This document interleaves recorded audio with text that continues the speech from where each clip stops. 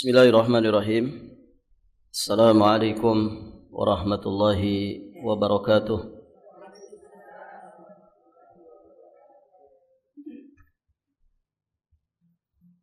Alhamdulillah hamdan yaliku bi jalalihi wa 'azimi sultanih.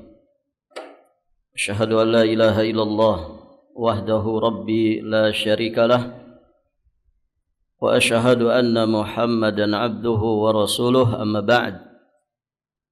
Allahumma inna nas'aluka ilman nafi'an wa rizqan tayyiban wa amalan mutaqabbala. Allahumma 'allimna ma yanfa'una wanfa'na bima 'allamtana wa zidna ilman. Para ummahat wa akhwat fillah rahimani wa rahimakumullah. Alhamdulillah, pada hari ini insyaallah kita akan melanjutkan pembahasan kitab Riyadhus Shalihin karya Al-Imam Abu Zakaria Yahya bin Sharaf An-Nawawi Asy-Syafi'i alaihi rahmatullah. Kita masih di bab tentang roja. Kita masuk di hadis terakhir dari bab ini. Qala al-muallif rahimahullahu ta'ala wa an Abi Musa al-Asy'ari radhiyallahu anhu anin Nabiy sallallahu alaihi wa alihi wa sallam qala idza arada Allahu ta'ala rahmata ummatin qabada nabiyyaha qablaha faja'alahu laha faratan wa salafa بين يديها وإذا أراد هلكة أمة عذبها ونبيها حي فأهلكها وهو حي ينظر فأقر عينه بهلاكها حين كذبوه وعصوا أمره. Rawahu Muslim. Dari sahabat yang mulia Abu Musa al-Asy'ari, semoga Allah meridai beliau, dari Nabi sallallahu alaihi wa alihi wasallam, beliau bersabda, jika Allah Ta'ala bermaksud memberi rahmat kepada suatu umat, maka Allah akan mewafatkan nabinya sebelum umat itu. Jadi nabinya lebih dulu meninggal dunia, di mana nabi itu dijadikan sebagai faratan wa salafan, sebagai perintis jalan dan simpanan bagi umat itu. Dan jika Allah hendak membinasakan suatu umat, maka umat itu akan diazab ketika nabinya masih hidup. Allah membinasakan umat tersebut saat nabinya masih hidup dan melihat kejadian tersebut, sehingga nabinya itu merasa puas atas kebinasaan umat itu karena mereka mendustakan dan menentang perintahnya. Hadis ini sahih riwayat Imam Muslim. Baik, ibu-ibu yang dirahmati Allah, dari hadis yang mulia ini terkait dengan bab sangat jelas kita sebagai umat Rasulullah sallallahu alaihi wa alihi wasallam, nabi kita Nabi Muhammad sallallahu alaihi wa alihi wasallam wafat lebih dulu dari kita, sehingga nabi menjadi faratan wa salafan, perintis jalan dan juga simpanan bagi umat ini, menunjukkan bahwa umat Rasulullah ummatun marhumah, umat yang dirahmati Allah Subhanahu wa ta'ala. Maka dari sinilah memberikan harapan besar bagi kita untuk menjadi yang teristimewa di kehidupan akhirat nanti dibandingkan umat-umat yang lainnya. Nah, di sini kaitannya hadis ini dengan bab. Baik, ibu-ibu yang dirahmati Allah. Kita akan ambil beberapa pelajaran yang lainnya. Di dalam hadis ini terkandung penetapan sifat iradah. Sifat iradah bagi Allah Subhanahu wa ta'ala. Iradah itu apa, Ibu? Apa artinya iradah? Kehendak, keinginan, maksud. Taib. Idza aradallahu ta'ala, apabila Allah berkehendak memberikan rahmat kepada suatu umat, berarti ada sifat iradah bagi Allah, bahwa Allah itu punya sifat berkehendak. Yuridullah bikumul yusra wa la yuridu bikumul usra. Allah berkehendak atau menginginkan kemudahan bagi kalian, dan Allah tidak menghendaki kesukaran bagi kalian. Berarti ada sifat iradah. Sifat iradah pada diri Allah tentu jangan disamakan dengan sifat iradah pada diri kita. Sifatnya sama tapi hakikatnya berbeda. Manusia juga punya sifat iradah. Ibu bisa sampai di sini, kenapa? Salah satu di antaranya karena ada iradah. Ada keinginan. Keinginan untuk datang ke majelis ilmu. Baik, ibu-ibu yang dirahmati Allah. Iradah. Sifat iradatullah, sifat iradahnya Allah itu sesuai dengan kelayakan Allah sebagai Rabbul Alamin. Sesuai dengan kemahabesaran, kemahaagungan Allah Subhanahu wa ta'ala. Berbeda dengan sifat iradah pada manusia. Baik.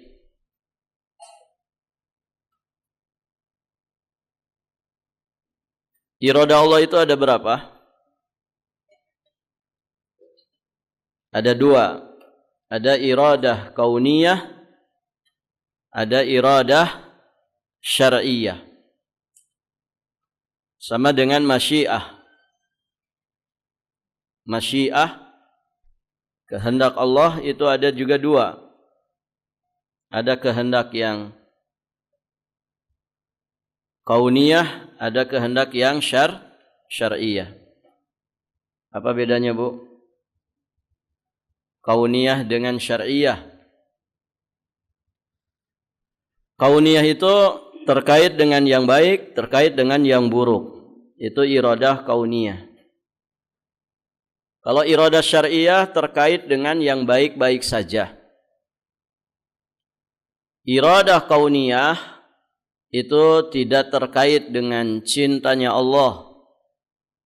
Sedangkan iradah syar'iyah itu terkait dengan cinta Allah. Dan satu lagi, barakallahu fikum. Tadi dua ya perbedaannya. Satu lagi apa perbedaannya? Iradah kauniyah pasti terjadi. Sedangkan iradah syar'iyah tidak pasti terjadi.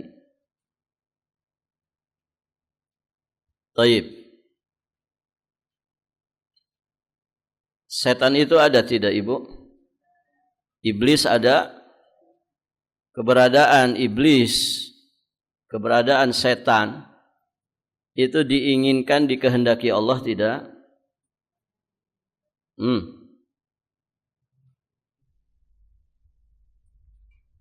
Dikehendaki.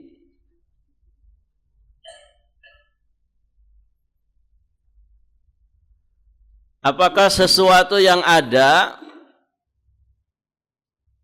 itu tanpa dikehendaki Allah? Tidak mungkin. Sesuatu yang ada pasti dikehendaki Allah. Iblis, setan itu ada. Berarti dikehendaki Allah tidak? Iya. Keberadaannya dikehendaki. Allah yang menciptakan. Apakah secara syar'i dikehendaki? Tidak. Kenapa? Karena iblis kufur. Kekafiran iblis itu tidak dikehendaki Allah. Kenapa? Karena secara syariat Allah itu menghendaki iblis itu taat. Dan sebelumnya pun kan taat.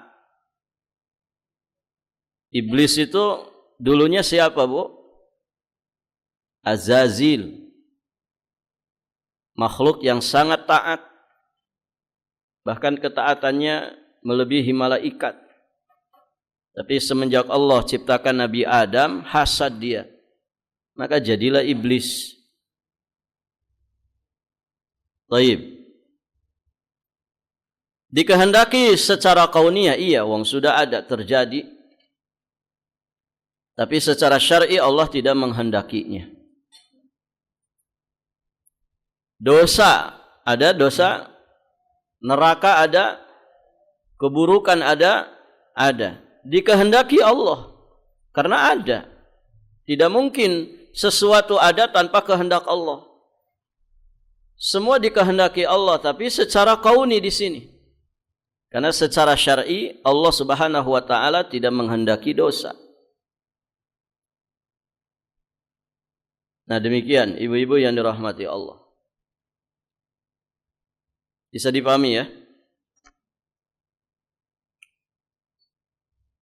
Imannya Abu Bakar dikehendaki Allah. Abu Bakar beriman enggak, Ibu? Beriman. Terhebat imannya setelah Nabi dan Rasul. Secara apa?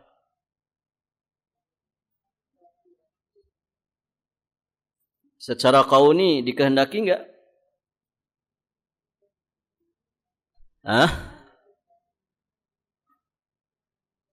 Abu Bakar itu terjadi enggak pada Abu Bakar imannya?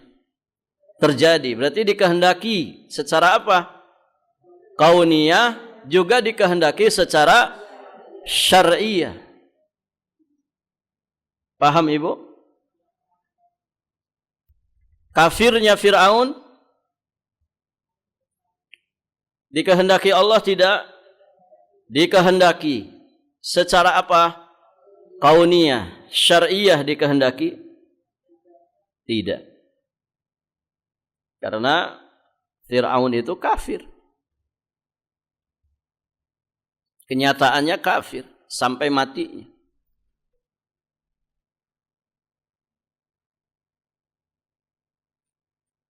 Imannya Fir'aun. Kalau tadi kan kafirnya. Imannya Fir'aun dikehendaki Allah.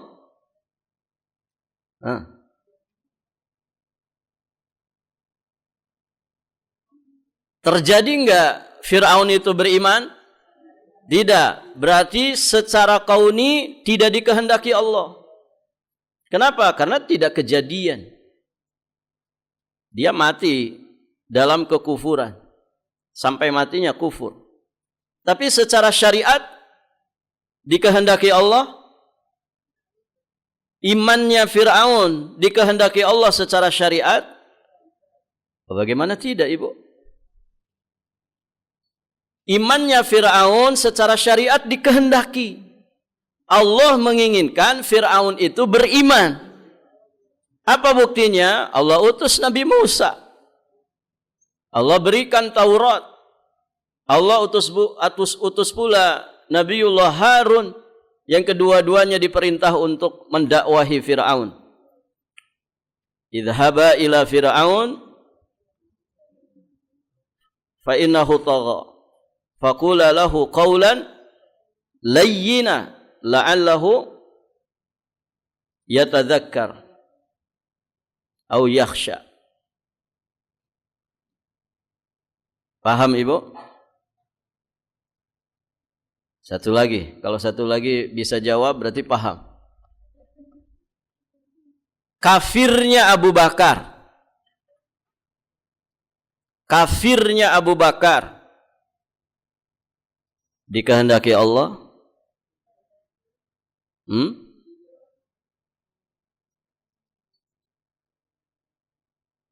Kafirnya Abu Bakar dikehendaki Allah tidak? Tidak. Baik secara kauni ataupun secara syar'i. Secara syar'i jelas Allah enggak suka keburukan, apalagi kekufuran. Secara syariat Allah menginginkan seluruh hambanya ada di atas keimanan, keislaman. Secara syar'i jelas Allah tidak menghendakinya. Secara kauni kejadian enggak? Kejadian enggak Abu Bakar itu kafir? Tidak. Berarti secara kauni dan secara syar'i tidak dikehendaki. Paham Ibu? Sesuatu yang sudah terjadi maka pasti secara kauni dikehendaki. Adapun secara syar'inya coba dilihat, itu terkait dengan kebaikan atau terkait dengan keburukan. Begitu. Mafhum Ibu? Belum?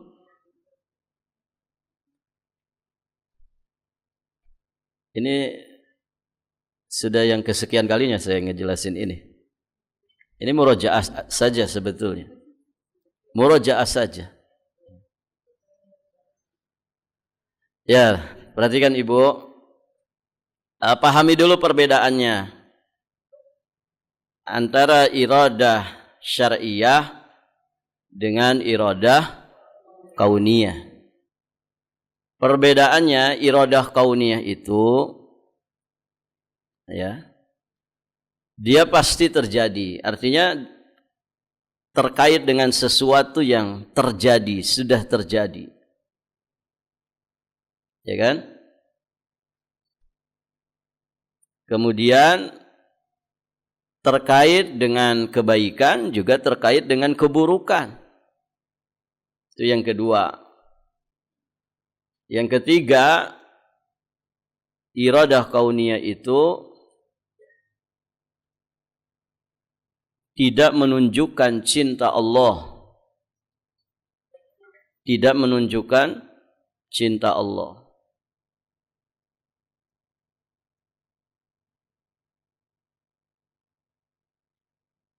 Artinya terkait dengan sesuatu yang baik dan buruk. Tidak mesti terkait dengan sesuatu yang dicintai Allah. Nah, iradah syar'iyah kebalikannya. Iradah syar'iyah kebalikannya. Berarti apa, Bu? Belum tentu terjadi. Bisa terjadi, bisa tidak. Secara syar'i Allah memerintahkan seluruh manusia itu ibadah. Apakah semua manusia ibadah? Tidak. Tapi secara syar'i Allah menghendaki, menginginkan seluruh manusia ibadah. Apakah seluruh manusia ibadah? Tidak. Banyak yang ingkar, banyak yang tidak mau ibadah. Disuruh ibadah nanti nunggu pensiun. Ya. Sudah pensiun ditagih nanti, ya. Kalau sudah stroke, gitu ya. Sudah stroke nggak mau juga, mati aja. Ya Ibu. Jadi yang pertama tadi apa? Belum tentu terjadi. Terkait dengan sesuatu yang terjadi atau terkait dengan sesuatu yang belum terjadi. Artinya belum tentu terjadi. Yang kedua, lawannya berarti apa? Terkait dengan kebaikan saja. Karena tidak mungkin Allah menghendaki secara syariat keburukan. Yang ketiga, menunjukkan cinta Allah. Paham Ibu? Nah, berarti kan tadi pertanyaannya, imannya Abu Bakar dikehendaki Allah? Iya, secara apa? secara kauniyah dikehendaki karena toh kejadian Abu Bakar itu beriman. Kemudian secara syar'i jelas dikehendaki. Secara syar'i jelas dikehendaki. Kenapa? Ya, karena keimanan itu kebaikan, bahkan kebaikan yang sangat besar. Nah, kalau dibalik pertanyaannya, kafirnya Abu Bakar dikehendaki Allah? Tidak, baik secara kauni apalagi syar'i. Kenapa tidak dikehendaki secara kauni? Karena tidak kejadian. Abu Bakar As-Siddiq ya sampai wafatnya beriman. Sampai wafatnya di atas keimanan. Maka secara kauni tidak terjadi. Secara syar'i lebih-lebih Allah tidak menghendakinya. Kafirnya Fir'aun dikehendaki Allah secara kauni iya, karena kenyataannya Fir'aun itu kafir. Tidak mungkin sesuatu terjadi tanpa kehendak Allah. Secara kauni iya dikehendaki, tapi secara syar'i Allah tidak berkehendak Fir'aun itu kafir. Apa buktinya? Kasih sayang Allah ya dengan mengutusnya Nabi Musa, diutusnya Nabi Musa, diutusnya Nabi Harun, keduanya diperintahkan untuk mendakwahi Fir'aun. Dan begitu. Itu bukti bahwa secara syariat Allah itu menginginkan Fir'aun itu beriman, tapi enggak kejadian. Makanya iradah syariah itu bisa terjadi, bisa tidak terjadi. Baik. Cukup Ibu ya. Ini kan murajaah saja, nanti habis waktunya di sini. Kita lanjut. Pelajaran berikutnya dari hadis yang mulia ini. Hadis ini menjelaskan tentang rahmat Allah. Rahmat itu apa? Kasih sayang. Kasih sayang Allah, welas asihnya Allah terhadap umat Nabi Muhammad sallallahu alaihi wa alihi wasallam. Umat Rasulullah itu ummatun marhumah, umat yang disayangi, di mana nabinya telah diwafatkan sebelum umatnya semuanya wafat. Maka kasih sayang Allah ini tidak boleh disia-siakan. Ibu, kalau kita disayang orang, sayangnya orang itu kita sia-siakan. Namanya apa ini? Ibu disayang sama suami, sayang banget, saking sayangnya semua ATM ibu yang pegang. Bukan istri yang minta duit ke suami, tapi suami yang minta duit ke istri. Itulah suami-suami Indonesia.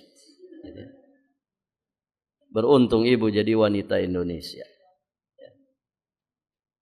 Ya ibu, slip gajinya, oh semua. Ya. Rumah sertifikatnya atas nama istri. Ya. Mobil BBKB-nya atas nama istri, STNK-nya atas nama istri. Masya Allah, disayang sama istri, sama suami. Ya, malah dihianati. Apa itu namanya, Bu? Apa, Bu? Terlalu. Itu namanya tidak tahu diri. Itu sesama kita loh, sesama manusia. Ya. Saya tanya ke ibu, kasih sayang Allah ke kita kayak apa? tidak terhingga. Kan begitu, Bu? Ibu ngos nafas, bayar tidak? Tidak. Satu tabung kecil 100.000, cuma 6 jam. Bayangin, kalau 24 jam 400.000 satu hari tuh. Tidak cukup gaji suami ibu tuh bayar oksigen saja. Ya. Kasih sayang Allah tidak terhingga. Wa rahmati wasi'at kulla syai'. Rahmatku meliputi segala sesuatu. Tak terhingga. Kok malah disia-siakan? Berarti namanya kita tidak tahu diri. Kufur nikmat. Allah sayang sama umat ini, kasih sayang Allah disia-siakan. Apa buktinya? Banyak dari umat ini yang menyia-nyiakan kasih sayang Allah yang begitu besar. Di antara buktinya betapa banyak sunnah Nabi yang diremehkan.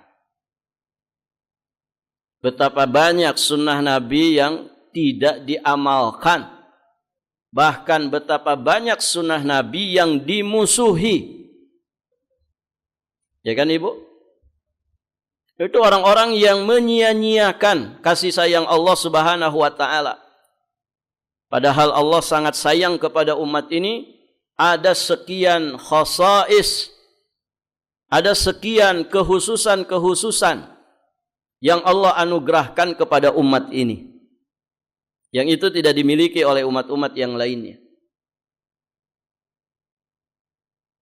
Ibu, kita kalau masuk surga, umat akhir zaman, umatnya Rasulullah ini akan lebih dulu masuk surga dibandingkan umat-umat yang lain. Padahal kita umat terakhir. Ya. Usia umat ini pendek-pendek, tapi Allah istimewakan dengan banyaknya peluang mendapatkan percepatan limpahan pahala dibandingkan umat-umat terdahulu. Kalau bicara Lailatul Qadar saja, oh luar biasa. Kita bisa ngalahkan umat-umat terdahulu jauh melampaui mereka. Padahal usia kita tidak panjang-panjang. Satu Lailatul Qadar saja kalau dimaksimalkan 1000 bulan. Berapa tahun itu Ibu? 83 tahun, sekitar lebih 4 bulan. Kalau dapat 10 saja Lailatul Qadar, dan saya kira ibu-ibu di sini ada yang sudah lebih melewatkan atau mengalami Lailatul Qadar dari hanya 10 kali. Kalau usia ibu saat ini 70 tahun, akil baliknya usia 15 tahun, berarti sudah berRamadan berapa kali itu? 55 kali. Berarti sudah 55 Lailatul Qadar yang ibu alami. Kalikan saja itu. 50 dikali 1000 bulan. 50 dikali berapa? 83 tahun. 83 dikali 5 berapa?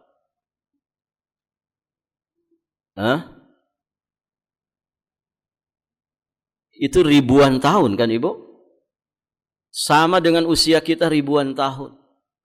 Padahal usia umat ini 60 sampai 70 tahun saja. Ini keistimewaan yang luar biasa. Maka jangan disia-siakan. Caranya bagaimana? Ittiba'us sunnah. Ikuti sunnah Nabi sallallahu alaihi wasallam yang menjadi wasilah, yang menjadi faratan wasalafan, yang menjadi perintis jalan dan simpanan bagi umat ini. Ikuti sunnah Nabi. Ikuti sunnah Nabi supaya semakin disayang oleh Allah Subhanahu wa ta'ala.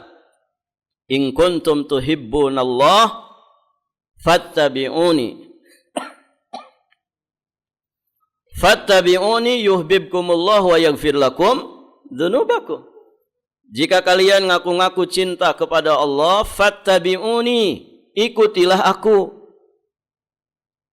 yakni ittiba'us sunnah, mengikuti sunnahku, maka Allah akan cinta kepada kalian. Tidak hanya cinta, Allah pun akan mengampunkan dosa-dosa kalian. Begitu. Jadi jangan disia-siakan kasih sayang Allah ini.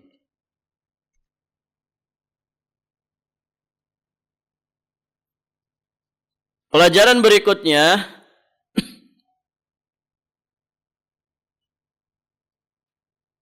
di dalam hadis ini juga mengandung pelajaran bagaimana perhatian besar para nabi terhadap kaumnya, serta tekad kuat mereka untuk membimbing dan memperbaiki keadaan mereka. Iya, tidak ada satupun nabi, melainkan mereka punya kasih sayang, punya perhatian besar kepada masing-masing umatnya.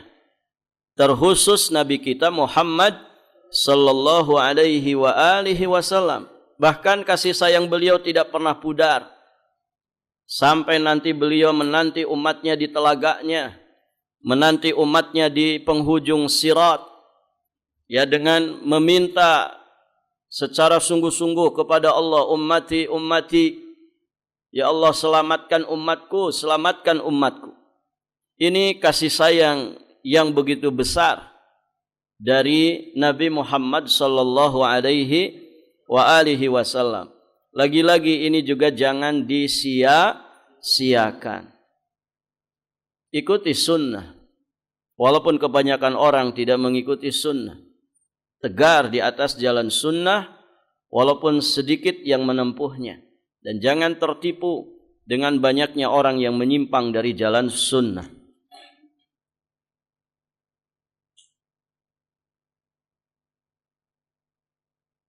Kemudian pelajaran berikutnya, ciri bahwa Allah akan membinasakan satu umat, maka umat itu akan diazab ketika nabinya masih hidup. Na'udzubillah. Ini sejatinya tasliyatan, ya, sebagai bentuk menguatkan hati, menghibur hati para nabi dan rasul, sehingga mereka tidak bersedih. Mereka merasa puas. Mereka, barakallahu fikum, merasa impas atas kejahatan umatnya yang kufur, mengingkari dakwahnya. Jadi ketika masih hidup, Nabi ini melihat bagaimana sebagian umatnya yang mendustakannya, menentang perintahnya, dibinasakan oleh Allah Subhanahu wa ta'ala. Taib, ibu-ibu yang dirahmati Allah, nas'alullah as-salamata wal afiyah. Ya, kita memohon kepada Allah keselamatan, juga kesejahteraan fid dunya wal akhirah. Kita berlindung kepada Allah min kulli fitanin ma dhahara minha wa ma batan. Ya, dari segala macam fitnah yang nampak ataupun yang tidak nampak. Dengan demikian selesailah bab tentang roja. Berikutnya kita masuk bab tentang keutamaan roja. Keutamaan harapan. Taib, ibu-ibu yang dirahmati Allah. Di sini ada satu ayat yang dinukilkan oleh penulis dan 3 hadis. Sedikit saja bab ini. Kita bahas satu saja dulu ayatnya. Di surat Al-Mu'min atau surat Ghafir ayat 45. Allah Subhanahu wa ta'ala berfirman, "Fasatadhkuruna ma aqulu lakum wa ufawwidhu amri ila Allah. Innallaha basirun bil ibad. Fawaqahu Allahu sayyiati ma makaru. Ini ayat berapa, Bu? 44 45 ya. Ayat ke-44 dan 45. Maka kelak kamu akan ingat kepada apa yang kukatakan kepadamu, dan aku menyerahkan urusanku kepada Allah. Sungguh Allah Maha melihat akan para hambanya, maka Allah memeliharanya dari kejahatan tipu daya mereka. Ayat ini berkisah menceritakan tentang keadaan mukmin dari keluarga Fir'aun, di mana dia telah mengingatkan dan menasihati kaumnya, tetapi mereka menolak. Ketika dia melihat kenyataan itu, maka dia pun menyerahkan urusannya kepada Allah. Sebab penyerahan urusan tersebut itu sebagai pertanda kebenaran tawakal. Sebagaimana yang telah dijelaskan oleh Imam Ibnu Qayyim Al-Jauziyah alaihi rahmatullah dalam kitabnya Madarijus Salikin. Ya, ciri tawakal seseorang itu benar adalah ketika setelah dia berikhtiar maksimal, dia mentafwid urusannya kepada Allah, menyerahkan urusannya kepada Allah. Dan ini sejatinya ketenangan batin. Sudah pasrahkan kepada Allah. Fokus dengan tugas kita apa? Semuanya pasrahkan kepada Allah supaya kita ini tenang. Begitu ya. Apa kewajiban kita? Dakwah. Sampaikan dakwah itu dengan sebaik-baiknya, semaksimal mungkin, disertai dengan iringan doa-doa terbaik. Bagaimana hasilnya? Pasrahkan kepada Allah. Sudah lama dakwah, ternyata yang ikut kajian, yang ikut dakwahnya eta-eta keneh. Apa, Bu? Itu saja, iku-iku wae, ya. Ya sabar. Tugas kita itu bukan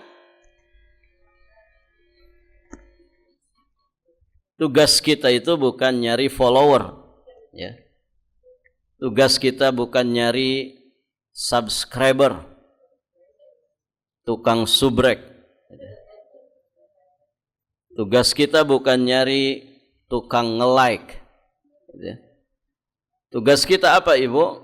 Menyampaikan dakwah sebaik-baiknya, sesuai dengan tuntunan Allah dan Rasulnya. Berusaha mengikhlaskannya hanya karena Allah Subhanahu wa ta'ala. Banyak pengikutnya, alhamdulillah. Tidak banyak pengikutnya, alhamdulillah. Siapa kita? Wong ada nabi disebutkan oleh Rasulullah, laisa ma'ahu ahad. Ada nabi yang tidak punya pengikut sama sekali. Ada nabi yang pengikutnya beberapa gelintir orang saja, 1-2 orang saja. Ya, siapa kita? Ada orang balik kanan gerak. Ya. Saya tinggalkan dunia dakwah ini. Kenapa? Tidak punya follower. Ya. Sudah mending jadi pedagang saja. Ya dagang-dagang enggak apa-apa, tapi dakwah tetap jalan. Jangan ditinggalkan, jangan frustasi. Ya dakwah ini tugas mulia. Dan begitu. Tugas kita begitu, Ibu. Pasrahkan kepada Allah. Wa ufawwidu amri ilallah. Setelah kita ikhtiar maksimal, setelah kita doa dengan doa yang terbaik kepada Allah, pasrahkan. Tugas orang tua ngedidik anak, membersamai mereka dengan pendidikan terbaik.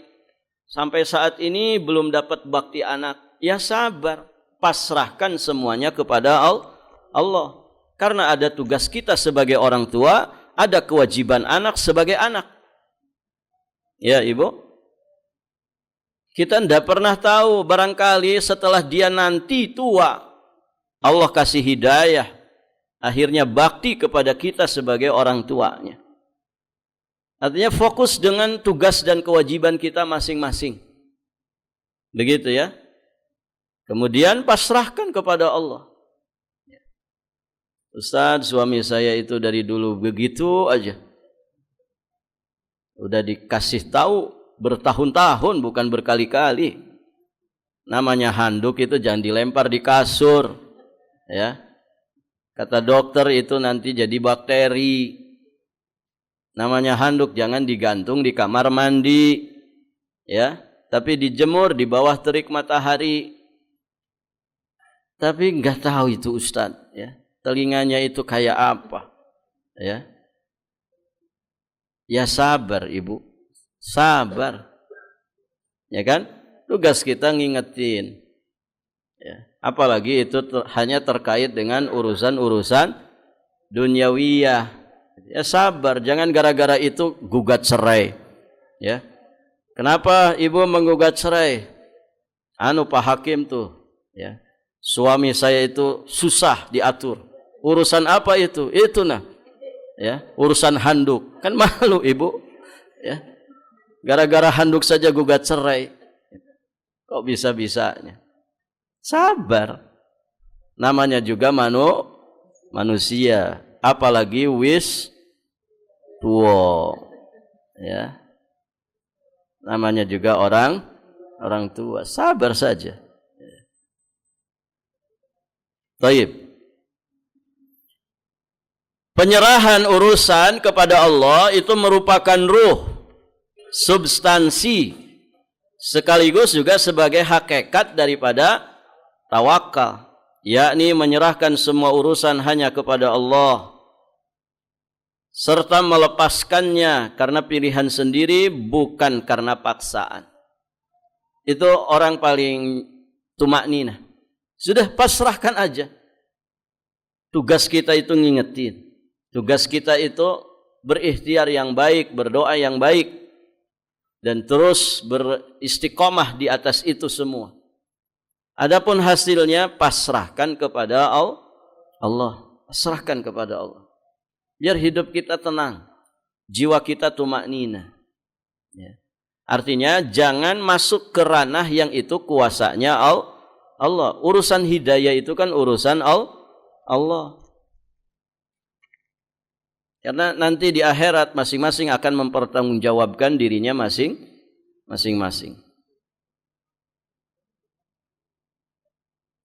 Kemudian pensyarah di sini mengumpamakan bagaimana kepasrahan diri, jiwa raga kita kepada Allah itu diumpamakan seperti seorang anak yang lemah, tidak bisa mengurus dirinya sendiri untuk menyerahkan semua urusan dia kepada ayahnya, sebagai orang yang lebih mengetahui dengan rasa kasih sayangnya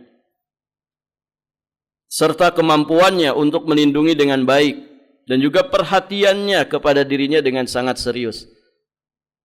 Sehingga anak itu berpandangan bahwa pemeliharaan ayahnya terhadap anaknya itu lebih baik daripada pemeliharaan dirinya sendiri. Dan penanganan berbagai kepentingannya oleh ayahnya serta perlindungan terhadapnya juga lebih baik daripada penanganan dan perlindungan oleh dirinya sendiri. Diumpamakan seperti itu. Ya, anak kecil kan pasrah segala urusannya kepada ibu bapaknya. Ya. Kenapa? Karena dia lemah, dia tidak mengerti apa-apa, yang sangat memahami tentang apa yang maslahat bagi dirinya ya kedua orang tuanya. Nah, kalau dalam urusan dunia, dalam urusan sesama manusia begitu, lebih-lebih lagi kepada Allah. Walillah al-matsalul a'la. Ya, bisa jadi apa yang kita tidak sukai ternyata itu lebih baik di sisi Allah. Bisa jadi barakallahu fikum apa yang kita sukai ternyata menurut penilaian Allah itu buruk bagi kita. Ya ibu, pasrah saja. Tugas kita ikhtiar. Tugas kita berdoa dengan doa yang terbaik. Hasilnya apapun pasrahkan kepada Allah. Dan jika kita memasrahkan segala urusan kita kepada Allah, ya berlakulah kalimat berikutnya, innallaha basirum bil ibad. Sungguh Allah itu melihat akan hamba-hambanya. Artinya Allah maha tahu, maha melihat, Allah itu maha mengawasi, ya, apa yang sudah kita perjuangkan, apa yang sudah kita ikhtiarkan, apa yang sudah kita upayakan dan usahakan dalam kehidupan ini. Dan itu enggak akan disia-siakan Allah. Gitu ya. Ya Allah, saya sudah menunaikan tugas saya sebagai orang tua. Saya sudah menunaikan tugas saya sebagai seorang dai. Saya sudah menunaikan tugas saya sebagai seorang istri. Saya sudah menunaikan tugas saya sebagai seorang ibu. Saya sudah menunaikan tugas saya sebagai seorang guru terhadap murid-murid saya. Dan demikian seterusnya. Nah itu Allah akan mengawasinya, Allah akan melihatnya. Dan tidak ada yang akan Allah sia-siakan. Untuk selanjutnya, Allah Subhanahu wa ta'ala akan menjaga dirinya dari segala keburukan, kejahatan, dan dari segala tipu daya. Begitu. Allahu a'lam bissawab.